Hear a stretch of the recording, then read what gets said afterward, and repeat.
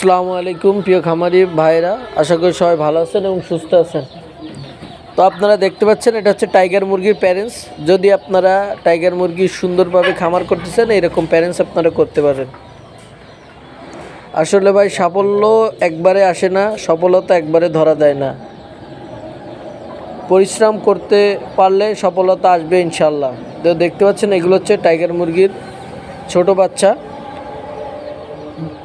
মাংসের সেরা টাইগার মুরগি।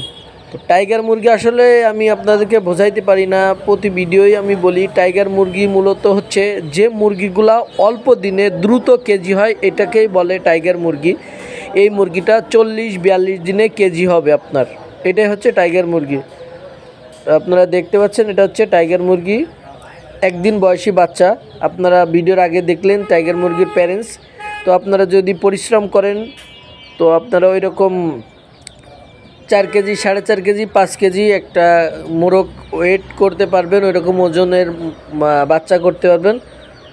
তো আপনারা টাইগার মুরগি আমাদের কাছে বাচ্চা পাচ্ছেন, দেখেন কত সুন্দর মুরগির বাচ্চা। এটা হচ্ছে টাইগার মুরগি, অরিজিনাল এ গ্রেড মানসম্মত টাইগার মুরগির বাচ্চা। তো আপনারা খামার করার জন্য নিতে চাইলে আমাদের সঙ্গে যোগাযোগ করতে পারেন। আমাদের ঠিকানা খুলনা 0 পয়েন্ট। ভাই কম বেশি এখান থেকে ওখান থেকে নিয়েছেন, আমাদের এখান থেকে নিয়ে দেখেন বাচ্চা কেমন। আপনি যদি স্যাটিসফাই হন আমাদের সাথে কারবার করেন, অল্প কিছু অর্ডার দেন, 1 বক্স অর্ডার দেন, দিয়ে আপনারা দেখেন যে আসলে অন্য জায়গাতে যেমন বাচ্চা নিচ্ছেন কোয়ালিটি তেমন কিনা, আমাদের কোয়ালিটি ভালো কি খারাপ। তো এই খামার করার জন্য আপনাকে সর্বপ্রথম যেটা জানতে হবে, যেটা বুঝতে হবে, এই শীতের সময় এখন ব্রুডিংয়ের জন্য 1 সপ্তাহের একটা কি করতে হবে, 1 সপ্তাহ আপনাকে সেই নিয়ে একটা বিস্তারিত আপনারা একটু মনোযোগ দিয়ে শোনেন। শীতকালে 1 থেকে 7 দিন পর্যন্ত আপনার মুরগির বাচ্চাকে যেই ওষুধগুলো ব্যবহার করবেন, এটা মুরগির বাচ্চার সুস্থতার উপর নির্ভর করে বেশি কিংবা কমও হতে পারে। আপনি কোথাও থেকে বাচ্চা কিনে এনেছেন বা ডিম থেকে ফুটিয়েছেন, প্রথমে খাবার না দিয়ে আপনার মুরগির বাচ্চাকে পানি দেবেন, লাইসোবিটের পানি দেবেন। 1 লিটার পানির সাথে 1 গ্রাম লাইসোবিট দেবেন। এরপর লাইসোবিট দেওয়ার আর দরকার নেই। এরপর একটানা চলাবেন রেনামক্স আর চ্যাপাওয়ান। 3 বেলা পানি দিবেন, 3 বেলার পানিতে রেনামক্স আর চ্যাপাওয়ান হবে। এই রেনামক্স আর চ্যাপাওয়ানের পানি একটানা 5 দিন চলবে।